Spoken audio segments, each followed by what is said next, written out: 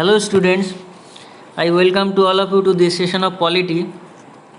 So my dear students, this is the most probably for 8th lecture number 8.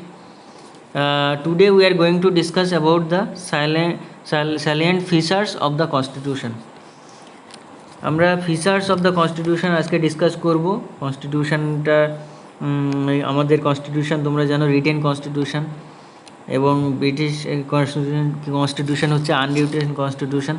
But before we begin, let us discuss the question which was given to you last class. So last class যে কোশ্চেনগুলো দিয়েছিলাম সেগুলো আমরা discuss করব। First question আমরা যেটা দিয়েছিলাম সেটা হচ্ছে রাউন্ড টেবিল কনফারেন্স। তো রাউন্ড টেবিল কনফারেন্স সম্বন্ধে আমি জিজ্ঞেস করেছিলাম। তো তোমরা আশা করি একবার হিস্ট্রি বুকটা ঘেটে দেখেছো। এটা হিস্ট্রি বুকেও থাকছে, মডার্ন হিস্ট্রির মধ্যে, বা কনস্টিটিউশনের যে স্টার্টিংয়ের পার্টগুলোতেই তুমি পাবে, বা এম লক্ষ্মীকান্তও পেয়ে যেতে পারো। ঠিক আছে, আচ্ছা যাই হোক। তো ফার্স্ট রাউন্ড টেবিল কনফারেন্স এটা হয়েছিল ফার্স্ট রাউন্ড টেবিল কনফারেন্স এটা হয়েছিল 1930।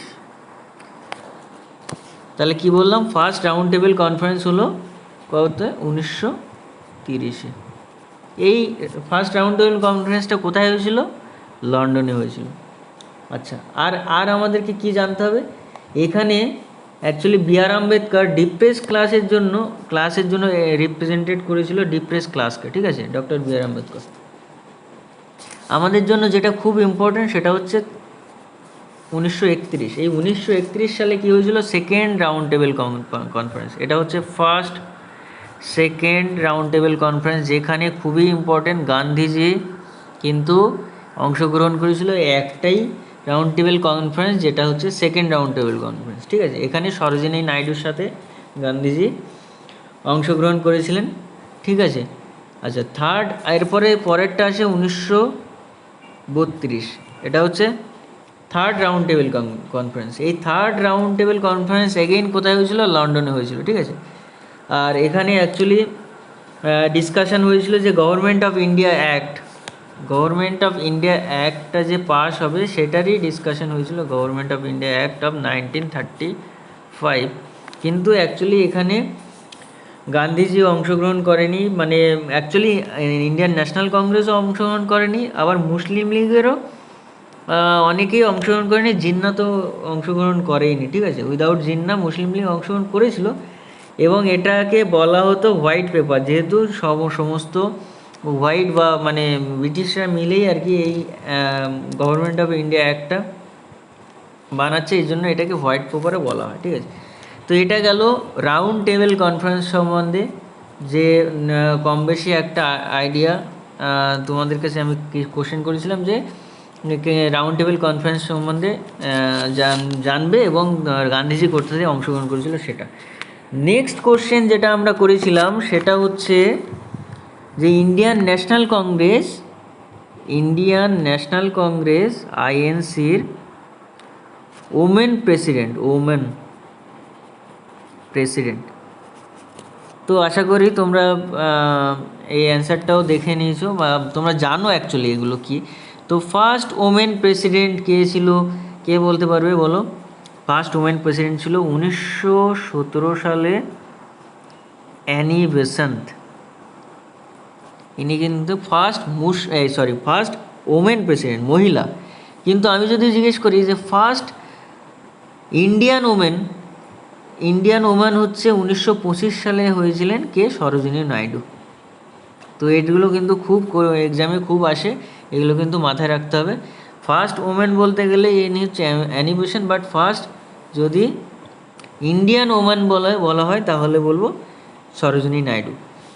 তো এরপরে আর যদি কিছু কোশ্চেন আসে এখান থেকে, সেটা আসতে পারে যে প্রথম তোমার যে এটা হয়েছিল আইএনসির যে মানে প্রেসিডেন্ট যে ছিল আর কি, তার নাম কি হচ্ছে? সেটা হচ্ছে উমেশ চন্দ্র ব্যানার্জি, WC ব্যানার্জি। ঠিক আছে, কতজন ডেলিগেট ছিল? 72 জন ডেলিগেট ছিল। কত সালে স্টার্ট হয়েছিল? 1885 সালে স্টার্ট হয়েছিল। কোথায় হয়েছিল? বম্বের গোকুলদাস তেজপাল কলেজে, ঠিক আছে। 72 জন ডেলিগেটস নিয়ে এটা শুরু হয়েছিল। আর কি জিজ্ঞেস করতে পারে যে এটার মানে কে এটাকে মানে সৃষ্টি করেছিল, মানে এটা ন্যাশনাল কংগ্রেস কে তো মানে স্থাপিত করেছিল, যে এ ও হিউম, ঠিক আছে। তো অ্যালান অক্টোবিয়াম হিউম করেছিলেন। তো এই সমস্ত কোশ্চেনগুলো খুব ফ্রিকোয়েন্টলি জিজ্ঞেস করে, এগুলো কিন্তু সবসময় ঠোঁটের আগায় থাকা উচিত তোমাদের। তো এই সুবাদে যখন এগুলো বলছি, আরও কিছু আমরা ডিসকাস করে নিই যে 1886, যদি 85-তে তোমরা জানো ডব্লিউ.সি. ব্যানার্জি 1886-তে গিয়েছিল grand old man of India, সেটা হচ্ছে দাদাভাই নওরোজি, দাদাভাই নওরোজি, ঠিক আছে। আচ্ছা, এখানে এরপরে আর কি জিজ্ঞেস করতে পারে, এখানে আরও জিজ্ঞেস করতে পারে যে প্রথম মুসলিম প্রেসিডেন্ট কে ছিল। আচ্ছা, দাদাভাই নওরোজি কিন্তু ক্যালকাটা সেশন, তখন ক্যালকাটা বলা হতো, ঠিক আছে। দাদাভাই নওরোজি 1886। আচ্ছা, প্রথম মুসলিম প্রেসিডেন্ট যদি জিজ্ঞেস করে তাহলে হচ্ছে বদরুদ্দিন তৈয়বজি, যিনি মাদ্রাজে, যে ভেন্যুটা ছিল সেটা হচ্ছে মাদ্রাজ, আর 1887 খ্রিস্টাব্দে এটা কিন্তু হয়েছিল। এটা হচ্ছে ফার্স্ট মুসলিম প্রেসিডেন্ট। আচ্ছা, এরপরে আরও একটা খুব ইম্পর্টেন্ট কোশ্চেন, সেটা হচ্ছে ফার্স্ট এটা হচ্ছে ইংলিশ প্রেসিডেন্ট ছিল 1888, যে কে ছিল? জর্জ ইউল ছিল ফার্স্ট মুসলিম প্রেসিডেন্ট, ইংলিশ প্রেসিডেন্ট। এবং এটার ভেন্যু কোথায় ছিল? এলাহাবাদ, ঠিক আছে, এলাহাবাদ ছিল। তো এই কোশ্চেনগুলো ঘুরে ফিরে বারবার কিন্তু জিজ্ঞেস করে, ঠিক আছে। এই কোশ্চেনগুলো আমাদের কিন্তু ভুললে চলবে না, এই কোশ্চেনগুলো খুবই ইম্পর্টেন্ট। তো বারবার তোমরা যতগুলো ন্যাশনাল কংগ্রেসের ইন্ডিয়ান ন্যাশনাল কংগ্রেসের যতগুলো প্রেসিডেন্ট কোন সালে হয়েছিল সেগুলো খুব মাথায় রাখবে। আরও একটা খুব জিজ্ঞেস করে, সেটা হচ্ছে তোমার সুভাষচন্দ্র বসু কোন সালে হয়েছিল, সেটা হচ্ছে 1938 খ্রিস্টাব্দে কী হয়েছিল? সুভাষচন্দ্র, যেটা হরিপুরা সেশনে হয়েছিল, আমাদের নেতাজি। আর 1939 এটাতে অ্যাকচুয়ালি এটা ত্রিপুরা সেশন হয়েছিল, এখানেই কিন্তু ইনি রিজাইন দিয়ে দিয়েছিলেন, ঠিক আছে। আর নেতাজির পরিবর্তে কে এসেছিল? রাজেন্দ্র প্রসাদ, ঠিক আছে। তো এইগুলো খুব ইম্পর্টেন্ট, এই কোশ্চেনগুলো বারবার ঘুরে ফিরে জিজ্ঞেস করে। তো আমরা নেক্সট 3 নম্বর কোশ্চেন যেটা জিজ্ঞেস করেছিলাম, সেটা হচ্ছে যতদূর আমি মনে করতে পারছি, সেটা হচ্ছে তোমার ড্রাফটিং কমিটি সম্বন্ধে জিজ্ঞেস করেছিলাম, তাই না? তো ড্রাফটিং কমিটি কিন্তু এর হেড কে ছিল সেটা জিজ্ঞেস করেছিলাম। আর কি জিজ্ঞেস করেছিলাম? চেয়ারম্যান যে কে ছিল সে জিজ্ঞেস করেছিলাম। তো এর চেয়ারম্যান ছিল কে? ডক্টর বি আর আম্বেদকর। তো ডক্টর বি আর আম্বেদকরের নেতৃত্বে কিন্তু ড্রাফটিং কমিটি বি আর আম্বেদকর ড্রাফটিং কমিটি কিন্তু হেড ছিলেন। এবং তার সাথে আরও তোমাদেরকে যেটা জানতে হবে সেটা হচ্ছে আর কী কারা মেম্বার ছিলেন। টোটাল 7টা মেম্বার তোমরা জানো, 7 মেম্বার। ফার্স্ট তো হচ্ছে বি আর আম্বেদকর। সেকেন্ড মেম্বার আমরা যেটা মনে রাখতে হবে সেটা হচ্ছে এন গোপালস্বামী আয়েঙ্গার। থার্ড যে মেম্বারটা ছিল সেটা হচ্ছে আল্লাদি কৃষ্ণস্বামী আয়ার। আচ্ছা, ফোর্থ যেটা ছিল সেটা হচ্ছে কে এম মুন্সি। আচ্ছা, ফিফথ যেটা ছিল সেটা হচ্ছে সৈয়দ মোহাম্মদ সাদুল্লাহ। 6 মেম্বার যেটা হচ্ছে বি এল মিত্তর, যে মানে actually replaced by M Madhav Rao due to ill health, ঠিক আছে। মাধব রাও যে শরীর খারাপ ছিল তাকে রিপ্লেস করেছিল বি এল মিত্তর। আর নেক্সট থার্ড নাম্বার হচ্ছে ডিপি খৈতান, ঠিক আছে। ইনি হচ্ছে মানে died in 1948 and was replaced by TT Krishnamachari. মানে এ হচ্ছে মারা গেছিলো এবং রিপ্লেসড বাই টিটি কৃষ্ণমাচারী। মানে 1948 এটা আমি একটু লিখি, 1948 খ্রিস্টাব্দে যে মারা গেছিলেন ইনি ডিপি খৈতান, আর এর রিপ্লেসমেন্টে কে এসেছিল? টিটি কৃষ্ণমাচারী, ঠিক আছে। তো এই ইনফরমেশানগুলো খুব ইম্পর্টেন্ট। আমরা এখন আমাদের এই আজকের লেকচারে ফিরে আসবো। আজকের লেকচারটা তোমরা যদি দেখো, সেটা হচ্ছে silent features of the constitution. এখানে বলা হচ্ছে যে কনস্টিটিউশন অফ ইন্ডিয়া হচ্ছে লেন্দিয়েস্ট কনস্টিটিউশন অফ ইন্ডিয়া লেন্দিয়েস্ট কনস্টিটিউশন কেন বলছি, কারণ সবচেয়ে বড় কনস্টিটিউশন, ভারতবর্ষের কনস্টিটিউশন সবচেয়ে লেন্দি এবং মানে গোটা পৃথিবীর মধ্যে সবচেয়ে লেন্দি কনস্টিটিউশন, এবং এটা রিটেন কনস্টিটিউশন, যেমন আমেরিকার কনস্টিটিউশন।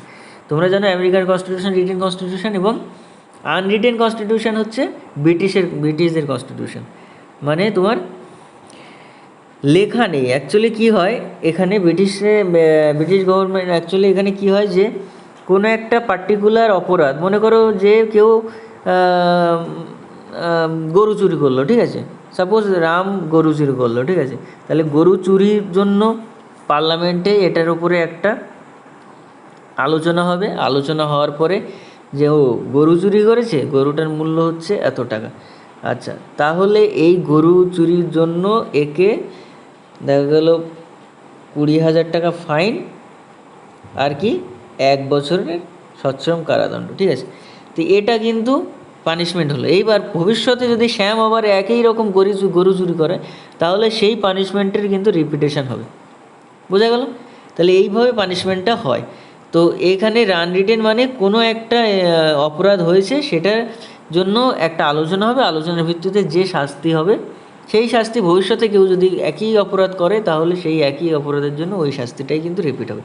তো এইভাবে আনরিটেন কনস্টিটিউশন আছে ব্রিটিশদের, আর আমেরিকায় যেগুলো আছে আমাদের মতো রিটেন কনস্টিটিউশন।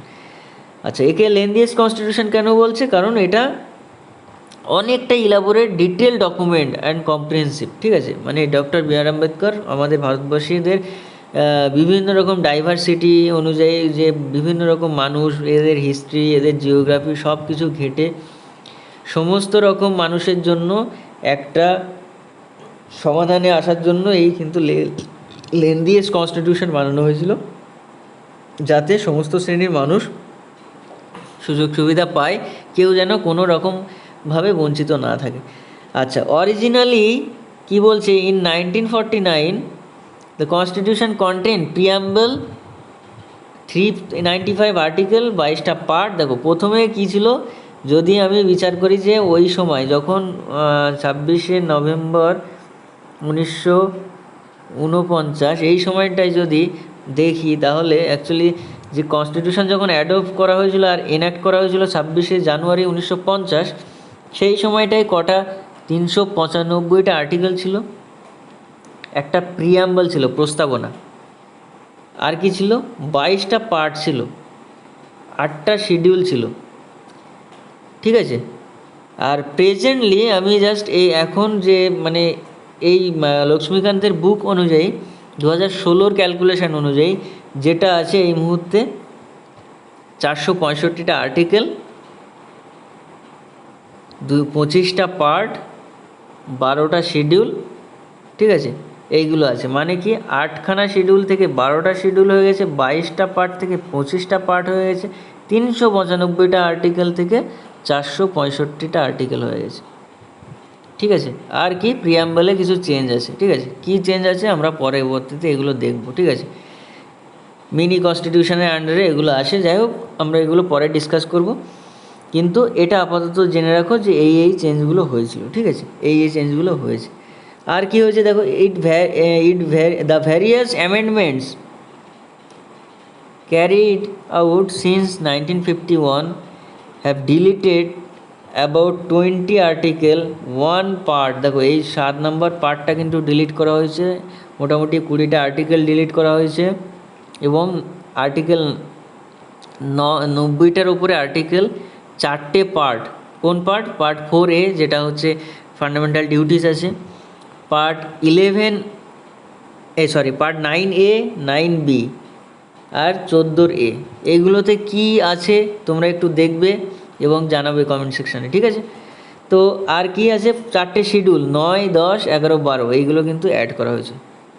তার মানে আর আমি বলেছিলাম যে 8টা শিডিউল ছিল, এখন কিন্তু 12টা শিডিউল, ঠিক আছে, ঠিক আছে, ওকে। তাহলে এটা বোঝা গেল এই স্লাইডটা। নেক্সট স্লাইডে চলে আসো। নেক্সট স্লাইড কি বলছে যে 4 factors have contributed the elephantine size of our constitution। একটা হাতির মতো যে সাইজ, কেন এটা, তার জন্য কে দায়ী? চারটে ফ্যাক্টর, একটা হচ্ছে জিওগ্রাফিক্যাল ফ্যাক্টর, একটা হচ্ছে হিস্টোরিক্যাল ফ্যাক্টর, একটা হচ্ছে সিঙ্গেল কনস্টিটিউশন, একটা হচ্ছে dominance of legal luminaries in the constituent assembly. দেখো জিওগ্রাফিক্যাল ফ্যাক্টর মানে এর যে ভাস্ট একটা কান্ট্রি আর এর ডাইভার্সিটি, বিভিন্ন রকম ভাতকে লোক, বুঝছো, মানে বিভিন্ন রকমের লোক আছে, বিভিন্ন ভাষাভাষীর লোক আছে। তো এই বিভিন্ন ভাষাভাষীর লোক, বিভিন্ন তাদের সংস্কৃতি, বিভিন্ন কালচার, এই সমস্তকে সব কিছু মাথায় রেখে কিন্তু আমাদের কনস্টিটিউশন বানানো হয়েছে। কোনো পার্টিকুলার কমিউনিটিকে টার্গেট করে কিন্তু বানানো হয়নি, যে এমন নয় যে শুধু হিন্দু বা শুধু মুসলিম বা শুধু খ্রিস্টানদের উপরে চিন্তা করে এটা বানানো হয়েছে। তোমরা জানো বি.আর. আম্বেদকর নিজেই কিন্তু হিন্দু ছিলেন, পরবর্তীতে লাস্ট জীবনে তিনি বৌদ্ধ ধর্ম মানে বৌদ্ধ ধর্ম মানে গ্রহণ করেছিলেন। হিন্দু ধর্মের বিভিন্ন রকম গোঁড়ামি ছিল, যাই হোক সেটা আমি আসছি না সেসব জায়গায়। তোমরা যে একটা সিনেমা আছে দেখবে বি.আর. আম্বেদকরকে নিয়ে, সেই সিনেমাটা দেখলে বুঝতে পারবে। তো ওনার কোথাও না কোথাও একটু প্রবলেম হয়েছিল যে এটা মানে অ্যাকচুয়ালি তার জন্য বৌদ্ধ ধর্মতে চলে গেছিলেন, ঠিক আছে। তো আমি যেটা বলতে চাইছি যে এত ভাস্ট একটা জিওগ্রাফিক্যাল ফ্যাক্টর, এইটাকে উপর বেস করে কিন্তু এর সাইজটা বড় হয়েছে। আর কি হয়েছে, হিস্ট্রিক্যাল ফ্যাক্টর মানে influence the government of India act of 1934 which was bulk. যে government of India act of 1935 আছে, এটা খুবই বড় একটা সাইজের ছিল, ঠিক আছে। সেখান থেকে সমস্তটা নেওয়া হয়েছে, তোমাদেরকে বলেছি maximum. Single constitution for both the centre and states, একটাই কনস্টিটিউশন, সিঙ্গেল কনস্টিটিউশন মানে সেন্টার, এটা যদি তোমার সেন্টার হয়, অ্যাকচুয়ালি এটা যদি মনে করো সেন্টার আর এটা মনে করো স্টেট আছে, এগুলো স্টেট। তো শুধুমাত্র জম্মু কাশ্মীর ছাড়া বাকি সবারই সিঙ্গেল কনস্টিটিউশন। তার মানে বুঝতে পারছো কতটা মাথা খাটিয়ে জিনিসটা করতে হয়েছে, এবং তার জন্য সাইজটা মনে করো অনেকটাই হয়েছে। কোথায় কার সঙ্গে কার কনস্টিটিউশনাল লিঙ্ক থাকবে, কোনটা তোমার স্টেট দেখাশোনা করবে, কোনটা সেন্টার দেখাশোনা করবে, সেই সব বিষয়গুলো কিন্তু কোনটা সেন্টার স্টেট দুটোরই ইন্টারেস্ট থাকবে, এই সমস্ত বিষয়গুলো কিন্তু আছে। তোমরা জানো একটা 7 নম্বর তালিকায় আছে যে অ্যাকচুয়ালি তোমার মানে তোমার যেটা বলছিলাম যে কনকারেন্টলি স্টেট লিস্ট আর সেন্ট্রাল লিস্ট, এই লিস্টগুলো তালিকা যেগুলো আছে, ঠিক আছে। তো যাই হোক এগুলো আমরা ডিটেলসে পরে ডিসকাস করব। নেক্সট দেখো কি বলছে, ডমিনেন্স অফ লিগাল লুমিনারিটিস লুমিনারিস হচ্ছে অ্যাকচুয়ালি কী বলো তো, ছানবিন মানে ব্রিলিয়ান্ট মাইন্ড, যেটা কনস্টিটিউশন মানে যে অ্যাকচুয়ালি যে দিগ্গজ যেটা বলে, মানে বড় বড় মাথা মানে ব্রিলিয়ান্ট মাইন্ড যারা আছে তাদেরকে মানে তাদের dominance of the legal luminaries in the কনস্টিটিউশনের জন্য কিন্তু বড় হয়েছে। মানে প্রচুর বিজ্ঞ মানুষ ছিল সেখানে, এবার তারা নিজেদের মতো করে সমস্ত তোমরা জানো ম্যাক্সিমাম কিন্তু এডুকেটেড মানুষ ছিল ইন্ডিয়ান ন্যাশনাল কংগ্রেসে। যখন ড্রাফটিং কমিটি গঠন করা হচ্ছে তখন অনেক ব্রেন কিন্তু ওখানে কাজ করেছে, তো তাদের জন্য কিন্তু অনেকটা লেন্দি হয়ে গেছে বা এত হাতির মতো সাইজ হয়ে গেছে, ঠিক আছে। তো যাই হোক এটা অল অ্যাবাউট দ্য মানে ফিচার্স এবং ফ্যাক্টরটা কী কী ছিল সেটা ডিসকাস করলাম। এরপরে আরও লিখেছে, the constitution content not only the fundamental principle, শুধু ফান্ডামেন্টাল প্রিন্সিপাল নয় কিন্তু principle of the governance, but administrative প্রভিশনও কিন্তু এখানে রাখা হয়েছে, ঠিক আছে। তো এই সমস্ত বিষয়গুলো আছে। একটা খুব বাজে একটা ধারণা আছে আমাদের সবার মধ্যে, প্রত্যেকটা ভারতবাসী, আমি দেখেছি আমাদের বন্ধুদের মধ্যেও অনেকে, আমি যখন আমার কলেজে যখন স্টুডেন্টদের আমি এগুলো পড়াই, কনস্টিটিউশন পড়াতে যাচ্ছি, তখন কিন্তু আমাদের স্টুডেন্টরাও কিন্তু এই কোশ্চেনটা কিন্তু আমাদেরকে মানে অ্যাকচুয়ালি তারা আমার সঙ্গে দ্বিমত পোষণ করেন, আমি তখন তাদেরকে বোঝাই, তারপরে কিছুটা হলেও তারা একটু আমার পরে আসে।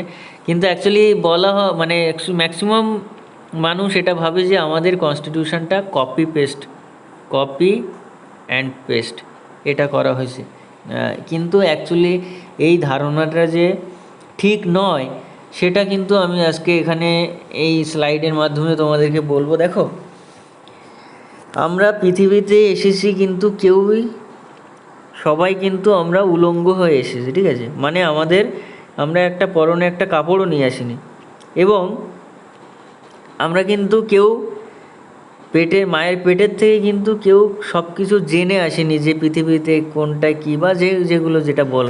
হ্যাঁ, একটা জিনগত ব্যাপার আছে, যে মানে তোমার আইকিউ পাওয়ার, সেটা একটা ব্যাপার আছে, কিন্তু তার মানে এই নয় যে আমরা সমস্ত সব জেনেই এসেছি বা আমরা সব কিছু জানি আগে থেকে। আমরা কিন্তু সমস্ত এই পৃথিবী থেকেই নির্যাস নিয়ে, এই পৃথিবী থেকে প্রত্যেকটা মানুষ কিন্তু আমাদের শিক্ষক।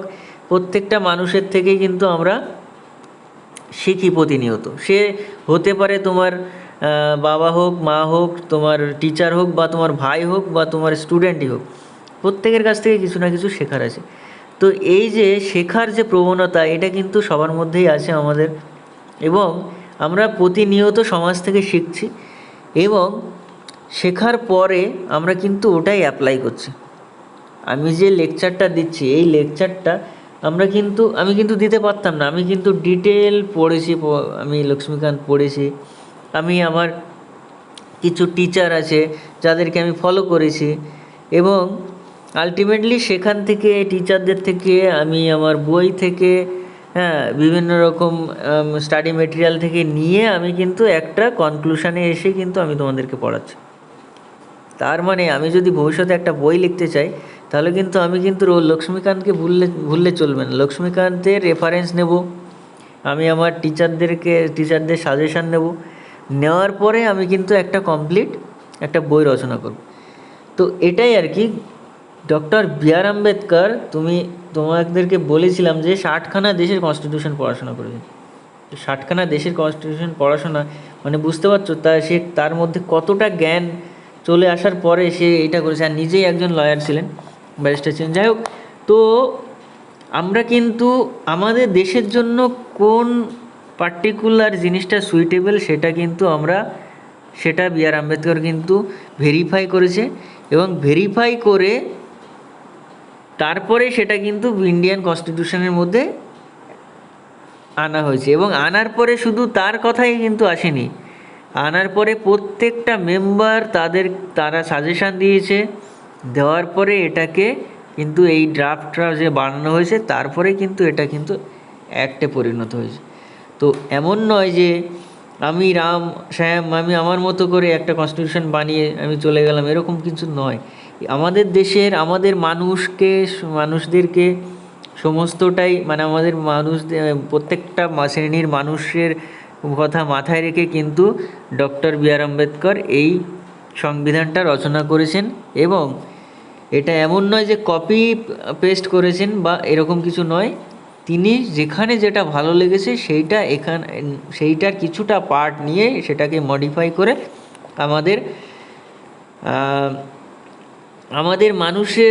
আমাদের ইন্ডিয়ান সিটিজেনের উপরে কোনটা অ্যাপ্লিকেবল হবে সেইটা চিন্তাভাবনা করেই কিন্তু এটা অ্যাপ্লাই করা হয়েছে, ঠিক আছে?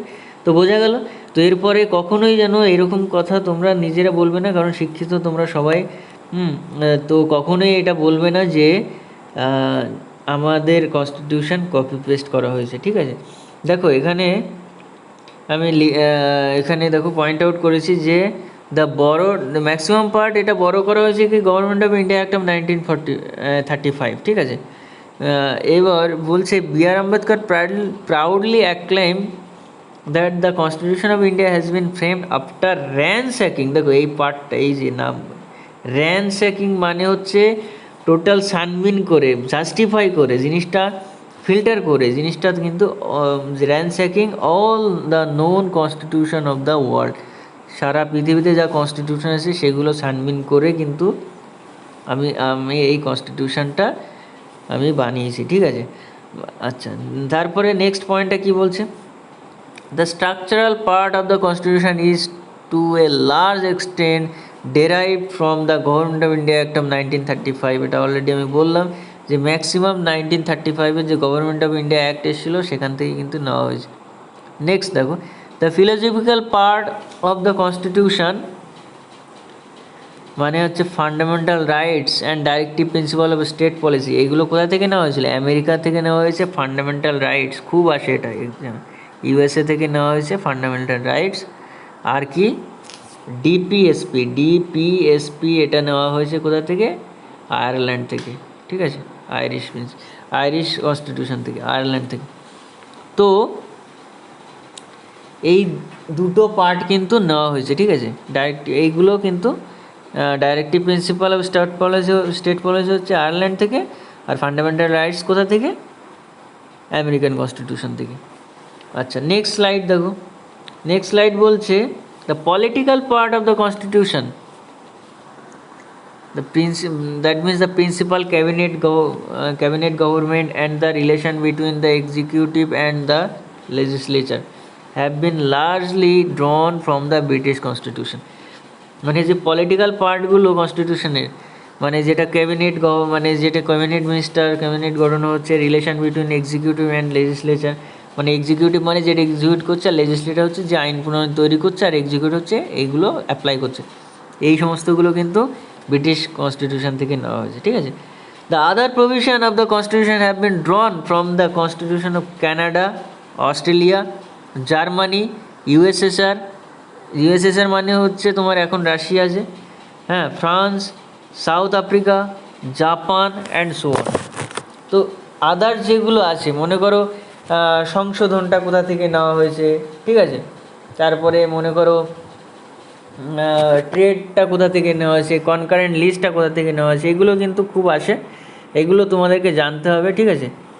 তো অ্যাকচুয়ালি আমি যদি এগুলো একটু ডিটেলসে বলি তাহলে বুঝতে পারবে যে এই যে অ্যাকচুয়ালি ফ্রান্স থেকে যেটা রিপাবলিক যেটা, সেটা কিন্তু মানে এটা ফ্রান্স নেওয়া হয়েছে। তারপরে মনে করো যে প্রিয়াম্বল, যে তোমার কি বলে প্রস্তাবনাটা কিন্তু ইউএসএ থেকে নেওয়া হয়েছে। ইউএসএ থেকে আর কী কী নেওয়া হয়েছে এখানে আমি একটু লিখি, যে প্রিয়াম্বল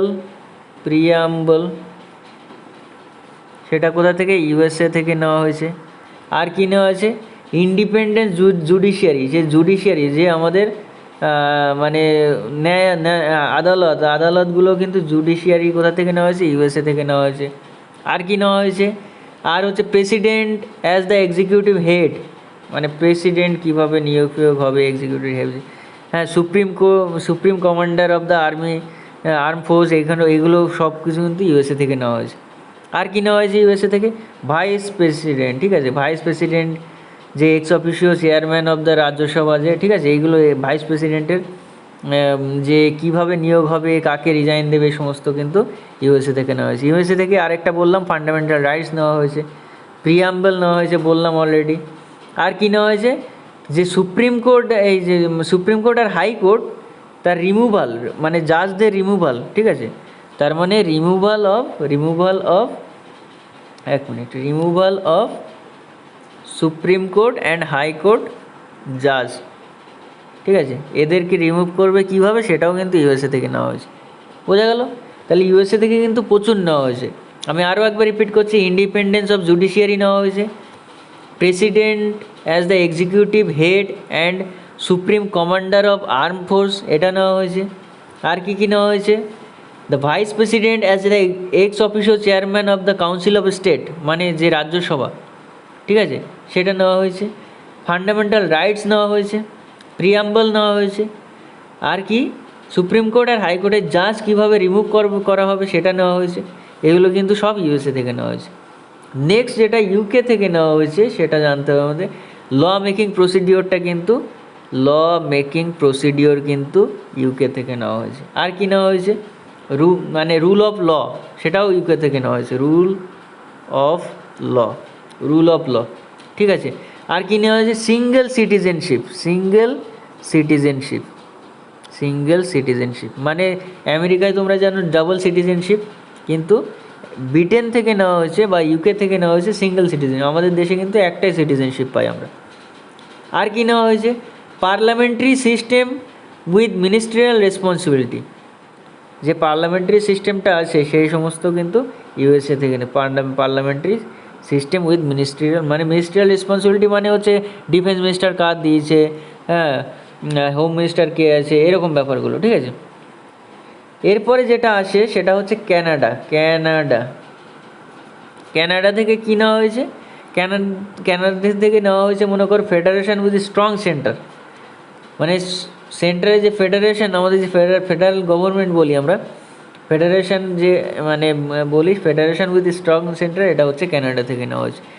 আর কী নেওয়া হয়েছে? Distribution of power between union and state and মানে আর কী হচ্ছে? Placing the residuary power with the centre, যে রেসিডুয়ারি পাওয়ারগুলো আছে আর ডিস্ট্রিবিউশন অফ পাওয়ার, যেটা মানে ইউনিয়নের মানে দেশের কী পাওয়ার আছে, স্টেটের কী পাওয়ার আছে, আর রেসিডুয়ারি পাওয়ার যে কী আছে, ঠিক আছে, এইগুলো কিন্তু ক্যানাডা থেকে নেওয়া হয়েছে।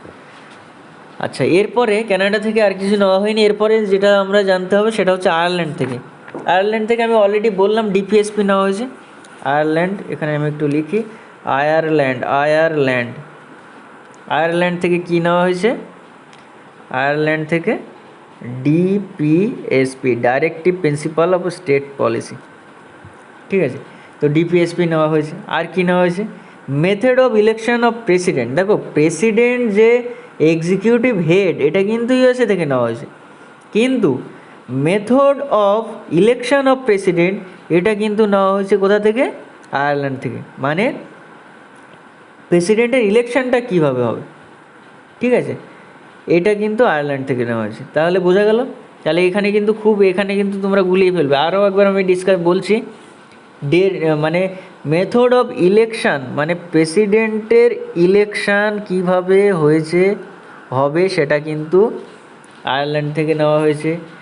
আর president as the executive head, এটা কোথা থেকে নেওয়া হয়েছে? যে প্রেসিডেন্ট এক্সিকিউটিভ হেড হবে, ঠিক আছে, সেটা হয়েছে ইউএসএ থেকে নেওয়া হয়েছে। নেক্সট কে নেওয়া হয়েছে? আর কি নেওয়া হয়েছে? Nomination of member of Rajya Sabha by the president, এটা কোথা থেকে নেওয়া হয়েছে? সেই এগেইন আয়ারল্যান্ড। তাহলে আয়ারল্যান্ড থেকে আরও একটা যেটা নেওয়া হয়েছে, যে nomination of the member of Rajya Sabha by the president, ঠিক আছে। তাহলে প্রেসিডেন্টের দ্বারা যে রাজ্যসভায় নমিনেট করা হচ্ছে, ঠিক আছে, রাজ্যসভায় তোমরা জানো যে 12টা সিট নমিনেট করে প্রেসিডেন্ট। এই nomination of the members of Rajya Sabha, এটা কিন্তু আয়ারল্যান্ড থেকে, মানে এটা কিন্তু আয়ারল্যান্ডের কনস্টিটিউশন থেকে নেওয়া হয়েছে, যে 12টা প্রেসিডেন্ট 12টা রাজ্যসভার মেম্বার কিভাবে নিয়োগ করবে, ঠিক আছে। লাস্ট আর একটা জানতে হবে, সেটা হচ্ছে জার্মানি খুব ইম্পর্টেন্ট। জার্মানি থেকে কিন্তু নেওয়া হয়েছে emergency and it's effect on fundamental rights. দেখো, এমার্জেন্সি অ্যান্ড ইটস এফেক্ট, যে এমার্জেন্সি তোমরা জানো যে এমার্জেন্সি আছে 3টে emergency, national emergency 552, state emergency 556, আর 360-র মধ্যে কি আছে তোমার? Financial emergency. তো এই এমার্জেন্সির আর এর এফেক্টগুলো কোথা থেকে নেওয়া হয়েছে? মানে এর এফেক্টগুলো ফান্ডামেন্টাল রাইটসের মধ্যে যে কী এফেক্ট পড়ছে, এটা কোথা থেকে নেওয়া হয়েছে? জার্মানি থেকে, ঠিক আছে। নেক্সট হচ্ছে অস্ট্রেলিয়া। আমরা এই অস্ট্রেলিয়া থেকে কী নেওয়া হয়েছে আমাদেরকে আর জানতে হবে, অস্ট্রেলিয়া থেকে, আর সাউথ আফ্রিকা থেকে, জাপান আর ফ্রান্স থেকে কী নেওয়া হয়েছে, ঠিক আছে। তো অস্ট্রেলিয়া থেকে কী নেওয়া হয়েছে? দেখো, অস্ট্রেলিয়া থেকে নেওয়া হয়েছে দুটো জিনিস। একটা হচ্ছে দ্য কনকারেন্ট লিস্ট। দেখো, 3টে লিস্ট আছে, আমি বলেছিলাম, সেন্ট্রাল লিস্ট, স্টেট লিস্ট আর কনকারেন্ট লিস্ট। কনকারেন্ট লিস্ট হচ্ছে যেটা সেন্টারের state, both union and state both, এরা কিন্তু রুল করতে পারে। তো এটা হচ্ছে কনকারেন্ট লিস্ট। এটা নেওয়া হয়েছে কোথা থেকে? অস্ট্রেলিয়া থেকে। নেক্সট, অস্ট্রেলিয়া থেকে আরেকটা জিনিস নেওয়া হয়েছে, সেটা provision regarding trade, commerce and intercourse with territory, মানে এই টেরিটরির মধ্যে যে ট্রেড, কমার্স, ইন্টারকোর্স যেগুলো হচ্ছে, সেই সমস্ত রুলস রেগুলেশনগুলো কিন্তু অস্ট্রেলিয়া থেকে নেওয়া হয়েছে, ঠিক আছে, বোঝা গেল। আর আমাদেরকে যেটা জানতে হবে, সাউথ আফ্রিকা কিন্তু RSA, Republic of south Africa হয়ে গেছে, ঠিক আছে। সাউথ আফ্রিকা থেকে কী নেওয়া হয়েছে? কনস্টিটিউশন অ্যামেন্ডমেন্টস মানে সংশোধন, অ্যামেন্ডমেন্টস, ঠিক আছে, যে সংবিধানের সংশোধন, আর্টিকেল 368 পার্ট 20, এখানে কিন্তু এইখানের মধ্যে সংশোধন কিভাবে হবে সেটা কিন্তু কি সাউথ আফ্রিকা থেকে নেওয়া হয়েছে, জাপান থেকে কী নেওয়া হয়েছে আমাদেরকে জানতে হবে। জাপান জাপান জাপান থেকে নেওয়া হয়েছে ফান্ডামেন্টাল ডিউটিস। ফান্ডামেন্টাল ডিউটিস, এই ফান্ডামেন্টাল ডিউটিস আছে আর্টিকেল মানে পার্ট 4A। তোমরা জানো পার্ট 4A আছে fundamental directive principal state policy, যেটা কোথা থেকে নেওয়া হয়েছে, আয়ারল্যান্ড থেকে নেওয়া হয়েছে বললাম তো। আচ্ছা ঠিক আছে, আর এই জাপান থেকে নেওয়া হয়েছে ফান্ডামেন্টাল ডিউটিস, বোঝা গেল, যেটা পার্ট 4A-তে আছে। আর ফ্রান্স থেকে কী নেওয়া হয়েছে, ফ্রান্স থেকে নেওয়া হয়েছে রিপাবলিক মানে গণতান্ত্রিক, ঠিক আছে, এই যে ব্যাপারটা সেটা কিন্তু ফ্রান্স থেকে নেওয়া হয়েছে। তো এটা খুবই ইম্পর্টেন্ট ছিল। তো আমরা এখানে দেখো ফেডারেল সিস্টেম, এখানে আমি তো সব ডিসকাসই করলাম, ঠিক আছে। ফেডারেল জুডিশিয়ারি সিস্টেম এগুলো হচ্ছে কোথা ড্রন ফ্রম ইটস অ্যাক্ট। দেখো federal judiciary, governor, emergency power, public service commission and the most of the administrative detail ড্রন from the government of India 1935, ঠিক আছে। এমার্জেন্সি পাওয়ার এগুলো কিন্তু নেওয়া হয়েছে, কিন্তু emergency and it's effect on fundamental rights এটা Germany থেকে নেওয়া হয়েছে, ঠিক আছে। তো এইসব বিষয়গুলো এগুলো কিন্তু তোমরা বারবার ঘুরে ফিরে কোশ্চেন আসে, এখান থেকেই তোমরা কোশ্চেন দেখতে পাবে। তো এইগুলো আরও একবার তোমরা চোখ বুলিয়ে নেবে। দেখো আমি যে লেকচারটা বলছি এটা মুখে শুনলেই শুধু হবে না, তোমরা বারবার একটু লিখবে এবং একটু চোখ বুলিয়ে নেবে, ঠিক আছে। দেখবে সব খুব সুন্দরভাবে হয়ে যাবে, যে কোন পার্টের মধ্যে কত নম্বর আর্টিকেল আছে এগুলো কিন্তু জানতে হবে আমাদেরকে, ঠিক আছে। এগুলো যদি আমি একটু 2 মিনিটের মধ্যে বলে ফেলি তাহলে খুব ভালো হবে মনে হয়। যাই হোক, তো আমি একটু ডিসকাস করে দিই যে পার্টগুলো কোথা থেকে আসে অ্যাকচুয়ালি। তো এই যে পার্ট 1 কী হলো রে, পার্ট 1, এই পার্ট 1টা কিন্তু এখানে কি বলছে, ডিসকাস করছে কি ইউনিয়ন অ্যান্ড ইটস টেরিটরি। এখানে 1 থেকে 4 আর্টিকেল 1 থেকে 4-এর মধ্যে কিন্তু পার্ট 1 আছে, ঠিক আছে। পার্ট টু এখানে কি বলছে, সিটিজেন নাগরিকত্ব কীভাবে পাওয়া যাবে সেটা কিন্তু বলা হয়েছে আর্টিকেল 5 থেকে 11, বোঝা গেল। সিটিজেন সম্বন্ধে বলা আছে, মানে আমরা ইন্ডিয়ান সিটিজেনশিপ পেতে গেলে কী নিয়মকানুন আছে সেটা কিন্তু আমরা পার্ট 2 থেকে জানি। পার্ট 3 হচ্ছে, এটা খুবই ইম্পর্টেন্ট। এখান থেকে এই পার্ট 3 আর পার্ট 4 থেকেই তুমি কনস্টিটিউশনের মনে করো 60% কোশ্চেন তুমি দেখতে পাবে, ঠিক আছে। এই পার্ট 3 হচ্ছে ফান্ডামেন্টাল রাইটস, এটা কোথায় পর্যন্ত 12 থেকে 35, এটা কিন্তু পার্ট 3। নেক্সট আমি যদি পার্ট 4-এর কথা বলি, তাহলে পার্ট 4 হচ্ছে directive principle of state policy. এটা কোথা থেকে আছে, 36 থেকে 51, 51। সো 36 থেকে 51 হচ্ছে directive principle of state policy. কোথা থেকে নেওয়া হয়েছে আরও একবার স্মরণ করিয়ে দেয়, আয়ারল্যান্ড থেকে নেওয়া হয়েছে, ঠিক আছে। ফান্ডামেন্টাল রাইটস, এটা কোথা থেকে নেওয়া হয়েছে, মানে এই যে ফান্ডামেন্টাল রাইটসের কথা বলে, এখানে 2 রকম আছে, emergency and it's effect on fundamental rights, এটা হচ্ছে জার্মানি থেকে। কিন্তু ফান্ডামেন্টাল রাইটস কোথা থেকে নেওয়া হয়েছে, USA থেকে নেওয়া হয়েছে। বারবার এইভাবে আমি যখন বলছি তুমি ভালো করে মন দিয়ে শুনলে না মুখস্থ হয়ে যাবে, তোমার কিন্তু এটা পড়তে হবে না, তুমি বারবার লেকচারটা ঘুরে ফিরে যখন শুনবে তুমি দেখবে মুখস্থ হয়ে যাবে। আচ্ছা, এরপরে দেখি আর কি আছে। পার্ট 4 পর্যন্ত বললাম না, পার্ট 4A একটু আগে আমি ডিসকাস করেছিলাম, তোমরা বলো, একটু মনে করার চেষ্টা করো। এটা হচ্ছে ফান্ডামেন্টাল ডিউটিস।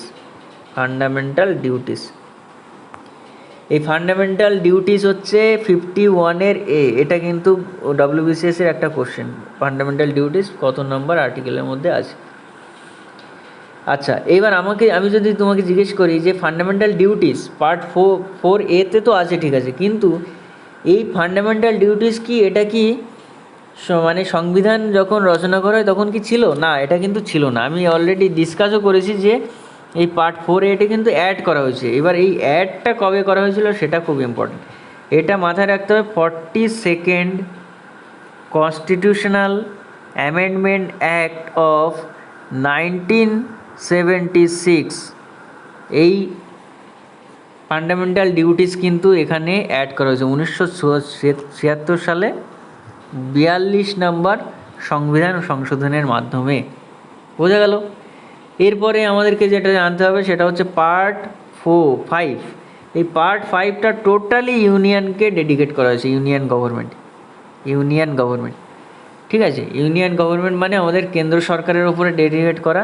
এখানে আর্টিকেল 52 থেকে 151 পর্যন্ত কিন্তু একটা ডেডিকেটেড পার্ট আছে। এখানে প্রেসিডেন্টের ইলেকশন কীভাবে হবে, ভাইস প্রেসিডেন্টের ইলেকশন কীভাবে রিমুভ করা হয় প্রেসিডেন্টকে, এই সমস্ত সব কিছু কিন্তু এই পার্ট 5-এ লেখা আছে। তাহলে আমি আরও একবার বলছি, পার্ট 5 আছে দ্য ইউনিয়ন গভর্নমেন্ট, আর্টিকেল 52 থেকে 151।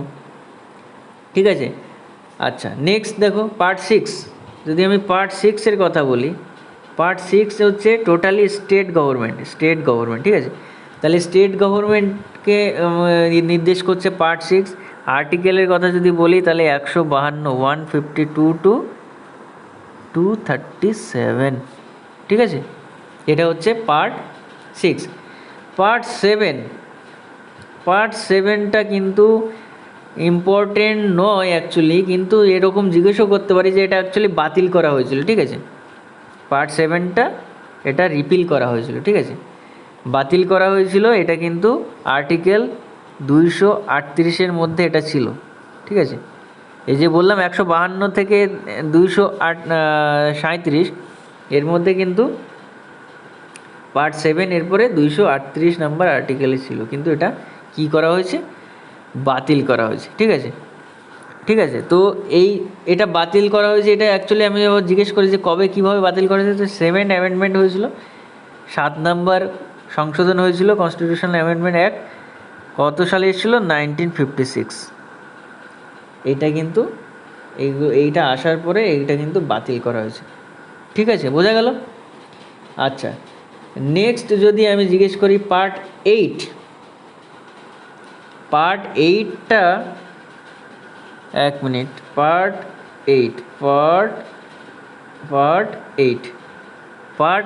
দেখো, পার্ট 8 খুবই সোজা। দেখো ইউনিয়ন, দেখুন পার্ট 5 কি বললাম, ইউনিয়নকে বা সেন্টারকে নিয়ে বলা, সেন্টারের ওপরে সমস্ত নিয়মকানুন কী সব বলা হয়েছে 52 থেকে 151।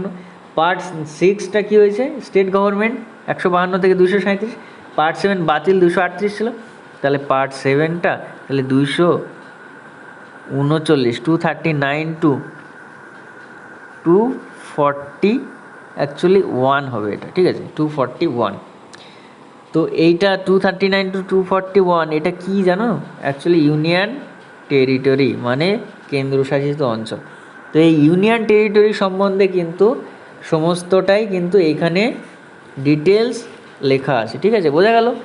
তাহলে এটা গেল তোমার পার্ট 6, পার্ট 8 বোঝা গেল। এরপরে আসবে কি, আসবে পার্ট 9 আসবে, স্বাভাবিক ব্যাপার। পার্ট 9 আমি যদি বলি, পার্ট 9 এটার মধ্যে কি ছিল, মানে কি ছিল না, অলরেডি আছে। এই পার্ট 9 এটা হচ্ছে পঞ্চায়েত। তোমরা যদি শহরে বাস করো তাহলে এটা হবে মিউনিসিপ্যালিটি তোমাদের, আর যদি গ্রামে বাস করো তাদের হচ্ছে পঞ্চায়েতি রাজ। ঠিক আছে, তো এই পঞ্চায়েতি রাজ এটা হচ্ছে অ্যাকচুয়ালি অ্যাড করা, মানে এটা কিন্তু সংবিধানে ছিল না। এই পার্ট 9টা কিন্তু পরে অ্যাড করা হয়েছে, তোমরা জানো। মানে পার্ট 9টা অ্যাকচুয়ালি নয়, মানে এই যে পঞ্চায়েতি রাজ এটা কিন্তু 73rd, এটাও খুব কোশ্চেন আছে, 73rd constitutional amendment act of 1992 এইখানে কিন্তু পঞ্চায়েতি রাজটা কিন্তু ইনসার্ট করা হয়েছে। বোঝা গেল? আচ্ছা, পার্ট 9A, তার মানে পার্ট 9 তো বুঝতে পারলাম যে পঞ্চায়েত সম্বন্ধে বলা হয়েছে, পঞ্চায়েতি রাজ। পার্ট 9A কি, মিউনিসিপ্যালিটি। তাহলে পঞ্চায়েত থাকলে মিউনিসিপ্যালিটিও থাকবে। তো মিউনিসিপ্যালিটিটা এখানে ইনসার্ট করা হয়েছে কবে, এটা হচ্ছে 74th পার্ট 9 হচ্ছে municipality, 74th constitutional amendment act of 1992। তার মানে 73rd হচ্ছে পঞ্চায়েতি রাজ, 74th হচ্ছে মিউনিসিপ্যালিটি। আচ্ছা, পঞ্চায়েতটা বলতে তো ভুলে গেলাম। পঞ্চায়েতি রাজ হচ্ছে, এটা হচ্ছে 243 টু 243 ও, সরি 243 ও। ও মানে অ্যাকচুয়ালি কি, মানে এ বি সি ডি এইভাবে, মানে এ ক্যাপিটাল এ মানে 243 এ বি সি ডি এইভাবে capital A B C D, এগুলো কিন্তু একটা একটা সংশোধন হওয়াতে কিন্তু এই আর্টিকেলগুলো এসেছিলো, ঠিক আছে। তো আমি আরও একবার স্মরণ করছি, বলে দিচ্ছি। পার্ট 9, এটা হচ্ছে 73rd কনস্টিটিউশনাল অ্যামেন্ডমেন্ট অ্যাক্ট 1992, এইখানে 1992 সালে এসেছিলো। এখানে 243 থেকে 243 ও, মানে এ বি সি ডি করে ও, ঠিক আছে। আর পার্ট 9-এর এ, এখানে কি আছে, মিউনিসিপ্যালিটি সম্বন্ধে বলা আছে, যেটা ইনসার্ট করা হয়েছে 74th constitutional amendment act of 1992, এবং এটার আর্টিকেল যদি আমি বলি তাহলে 243 পি টু 243 জেড জি। একটু হার্ড হয়ে যাচ্ছে বিষয়টা, দেখো এগুলো বারবার ঘুরে ফিরে দেখলে কিন্তু তোমরা বুঝতে পারবে। এগুলো মনে রাখার অনেক রকম নিয়ম আছে। যেমন মনে করো তোমাদের ডেইলি লাইফে তোমরা যদি মনে করো বাইক চালাচ্ছ, ঠিক আছে, তো গাড়ি চালাচ্ছ, তো তোমরা ওই গাড়ির একটা স্পিডোমিটার আছে না, স্পিডোমিটারটা দেখবে তোমরা। এবার দেখবে মানে তুমি দেখবে ওখানে 61 আছে, ঠিক আছে। তো 61টা কী, প্রেসিডেন্ট সম্বন্ধে কিছু একটা, তুমি এইভাবে মনে রাখতে পারো, ঠিক আছে। বা মনে করো 72 পার্ডন করতে পারে প্রেসিডেন্ট, ঠিক আছে, এইভাবে মাথায় রাখতে হবে, ঠিক আছে। আর্টিকেল 356 আসলো কিলোমিটারে, ঠিক আছে। তখন আরে এটা তো স্টেট, মানে এইভাবে তুমি গল্পের ছলে, খেলার ছলে, বন্ধুদের বিভিন্ন রকম বিষয়ে মানে দেখা গেলো জানিস তুই এটা কি, ঠিক আছে। আচ্ছা, 143 হচ্ছে তোমরা বলো যে আই লাভ ইউ, ভালোবাসা। এবার এখানে 243 মানে হচ্ছে তোমার শুরু হয়ে গেল পঞ্চায়েত, ঠিক আছে। আচ্ছা, 123 হচ্ছে তোমার কী আছে, অর্ডিন্যান্স জারি করতে পারে প্রেসিডেন্ট। 213 কী করতে পারে, গভর্নর অর্ডিন্যান্স জারি করতে পারে। তাহলে এইভাবে কিন্তু খেলার চলে সবগুলো কিন্তু মাথায় রাখতে হবে। তুমি আমার সাথে থাকো, তোমরা আমার সাথে থাকো, আমি কিন্তু সব তোমাদেরকে মেমোরাইজ করিয়ে দেবো, ঠিক আছে। এটুকু আমি তোমাদেরকে অ্যাসিওর করতে পারি। কিন্তু তোমাদেরকে লেকচার মন দিয়ে শুনতে হবে, যেভাবে আমি বলছি সেই ইনফরমেশানগুলো গ্যাদার করতে হবে, এবং অ্যাটলিস্ট যে হোমওয়ার্কটা দিচ্ছি সেই হোমওয়ার্কটা কিন্তু অবশ্যই করতে হবে, ঠিক আছে। নয়তো কিন্তু তোমরা মানে অ্যাকচুয়ালি ভালোবাসতে হবে সাবজেক্টটাকে, আদারওয়াইজ তোমরা কিন্তু পারবে না। যে সাবজেক্টে রস খুঁজে পাবে না সেই সাবজেক্টটা কখনোই তোমার ইন্টারেস্ট লাগবে না, এবং সেই সাবজেক্টটা কখনোই তুমি স্কোর করতে পারবে না, ঠিক আছে। তো অ্যাকচুয়ালি সাবজেক্টটা খুবই ইন্টারেস্টিং, যদি তোমরা এইটার মধ্যে রস খুঁজে পাও তাহলে দেখবে সাবজেক্টটা নেশার মতো পড়বে, ঠিক আছে।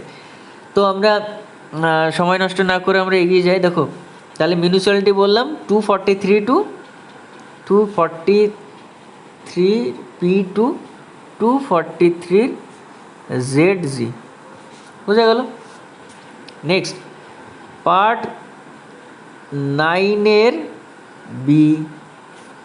এই পার্ট 9-এর বিতে কী আছে, the cooperative society. Cooperative society সম্বন্ধে বলা আছে, ঠিক আছে, পার্ট 9-এর বি।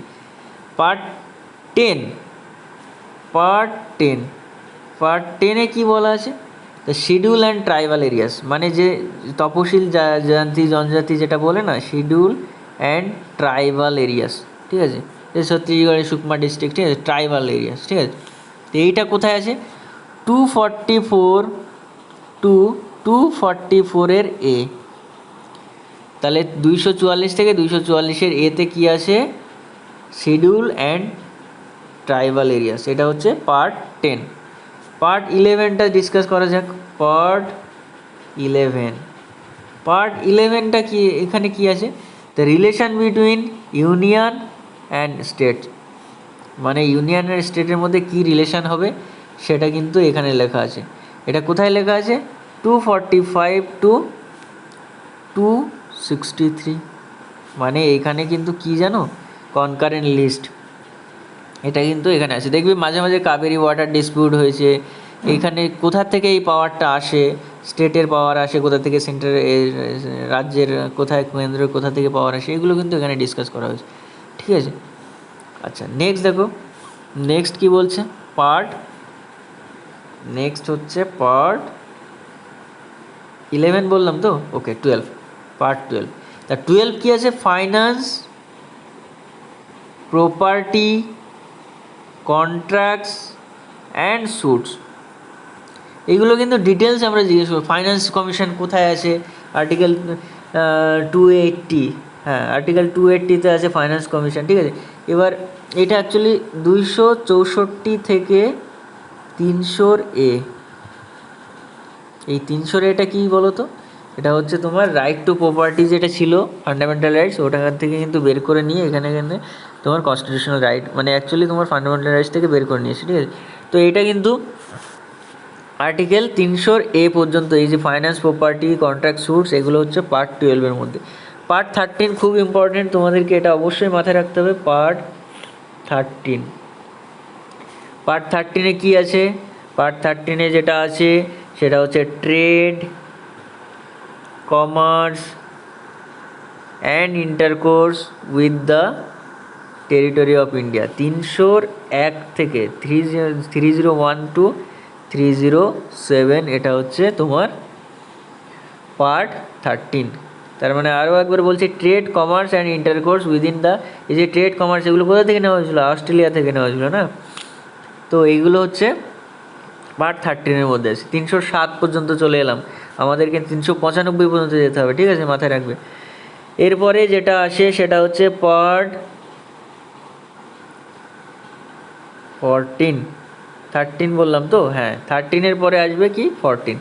এখানে কি আছে, UPSC, service under state and union and states. ঠিক আছে, মানে ইউনিয়ন অ্যান্ড স্টেটসের মধ্যে সার্ভিস যেগুলো আছে সেইগুলো কিন্তু এর মধ্যে আছে। তো এইটার মধ্যে এটার আর্টিকেল কি আছে, এই যে পার্ট 14 যেটা বলছি, অ্যাকচুয়ালি কী বলো তো, এটা আর্টিকেল হচ্ছে 308 থেকে 323। ঠিক আছে, তো এটা হচ্ছে কিন্তু ইউপিএসসি সমান, মানে ইউনিয়ন পাবলিক সার্ভিস কমিশন যেগুলো এগুলো আছে না, এগুলো কিন্তু এর মধ্যে কিন্তু বলে, মানে যেটা আইপিএস আইএএস অফিসার যেগুলো হচ্ছে, ঠিক আছে, এগুলো কিন্তু সব এই সংবিধানের মধ্যে লেখা আছে। নেক্সট দেখো, এটা কিন্তু পরে অ্যাড করা হয়েছিল, পার্ট 14-এর এ, এটা জিজ্ঞেস করেছিলাম তোমাদেরকে, দেখবে তো আমি বলে দিই, এটা হচ্ছে ট্রাইব্যুনালস। ট্রাইব্যুনালস এটা এইটাকে ইনসার্ট করা হয়েছে কোথায়, 42nd constitutional amendment act of 1976। 42nd constitutional amendment act of 1976।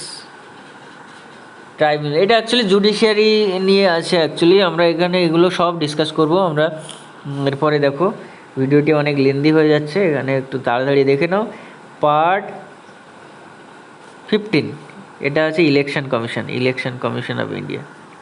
দেখো এটা কিন্তু একটা ওয়াচডগ, কনস্টিটিউশনাল ওয়াচডগ, যেমন ইউপিএসসি একটা কনস্টিটিউশনাল ওয়াচডগ, যেমন ইলেকশন কমিশন, তেমন সুপ্রিম কোর্ট, তেমন হচ্ছে CAG, controller and auditor general, এটা কিন্তু এখনও আসেনি, আসবে সামনে। ঠিক আছে, তো এই যে ইলেকশন কমিশন, মানে কিভাবে নির্বাচন হবে ভারতবর্ষে, কি কি প্রসিডিওর, কি কি নিয়ম, এমপি এমএলএ কীভাবে নমিনেশন পাবে, সেই সমস্ত সব কিছু কিন্তু এখানে লেখা আছে। কোথায় লেখা আছে, 324 থেকে 329-এর এ। ঠিক আছে, এটা কিন্তু পার্ট 15, এটা খুব জিজ্ঞেস করে, এটা এক্সামে খুব জিজ্ঞেস করে। তো পার্ট 15 বোঝা গেল ইলেকশন। নেক্সট পার্ট 16, পার্ট 16 কী আছে, পার্ট 16 হচ্ছে special provision to SC, ST, OBC and Anglo Indians. ঠিক আছে, তো এই Anglo Indian, SC, ST, OBC এদেরকে স্পেশাল প্রভিশন দেওয়া হয়েছে আর্টিকেল 330 থেকে 342 পর্যন্ত সম্ভবত, হ্যাঁ 330 থেকে 342, এখানে কিন্তু স্পেশাল প্রভিশন এদেরকে দেওয়া হয়েছে অ্যাংলো ইন্ডিয়ানস। ঠিক আছে, এদেরকে মানে অনেক সুযোগ সুবিধা এগুলো দেওয়া হয়েছে। ঠিক আছে, এরপরে আমরা পার্ট 17 তাড়াতাড়ি করে যাবো। পার্ট 17-এ কী আছে? অফিসিয়াল ল্যাঙ্গুয়েজ আছে, ঠিক আছে। অফিসিয়াল ল্যাঙ্গুয়েজ মানে 24টা, মানে টোটাল যে আমাদের ভারতবর্ষে যে ভাষাগুলো আছে, হ্যাঁ, অফিসিয়াল ল্যাঙ্গুয়েজ সেইগুলো কিন্তু এখানে লেখা আছে, ঠিক আছে। তো টোটাল কটা ল্যাঙ্গুয়েজ আছে সেটা কিন্তু তোমরা জানিও, কোশ্চেন থাকলো তোমাদের জন্য। অফিসিয়াল ল্যাঙ্গুয়েজ তো এটা কোথায় আছে? 343 টু 351, ঠিক আছে। জিজ্ঞেস করবে যে অফিসিয়াল ল্যাঙ্গুয়েজ কোন আর্টিকেলের মধ্যে আছে, ঠিক আছে। এগুলো কিন্তু তোমাদের খুব জিজ্ঞেস করে, একদম পুরো টু দ্য পয়েন্ট অ্যান্সার, ঠিক আছে। পার্ট 17 অফিসিয়াল ল্যাঙ্গুয়েজ 343 থেকে 351, বোঝা গেল?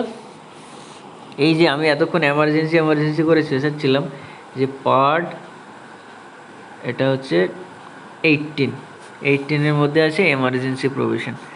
এমার্জেন্সি হচ্ছে 352 থেকে 360, এর মধ্যেই 3টে এমার্জেন্সি চলে আসবে, ঠিক আছে। তো এমার্জেন্সি প্রভিশন কোথায় আছে? পার্ট 18। পার্ট 19-এ কী আছে আমরা একটু দেখে নেই। পার্ট 19 এখানে আছে তোমার মিসলেনিয়াস পার্ট, মানে অনেক রকম মিসলেনিয়াস, এটা ওটা হ্যাড্ডা ব্যাড্ডা সব কিছু 770 আদার্স বলতে পারো। 361 থেকে 367, আর 67-র পরে 368, এটা সবাই মনে রাখবে, সংশোধন। এটা হচ্ছে পার্ট 12-এর মধ্যে কী আছে? অ্যামেন্ডমেন্ট অফ দ্য কনস্টিটিউশন, ঠিক আছে। এটা কোথা থেকে নেওয়া হয়েছে কমেন্ট বক্সে জানিও তো, ঠিক আছে। এরপরে আসছে কি? পার্ট 21, 21 নম্বর পার্টে কী আছে? Temporary, transitional and special provision, ঠিক আছে। টেম্পোরারি, ট্রানজিশনাল, স্পেশাল, কোনো স্পেশাল প্রভিশন মানে কোনো কী বলো তো?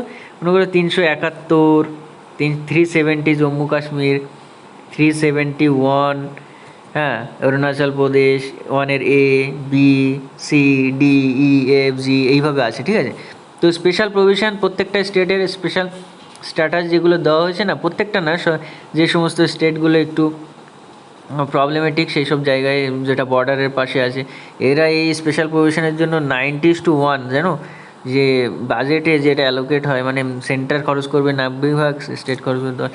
যাই হোক, এটা আমরা পরে এই সমস্ত অনেক মাঝে মাঝে দেখবে অন্ধ্রপ্রদেশ, তামিলনাড়ু, হ্যাঁ, উড়িষ্যা, বিহার, এরা সব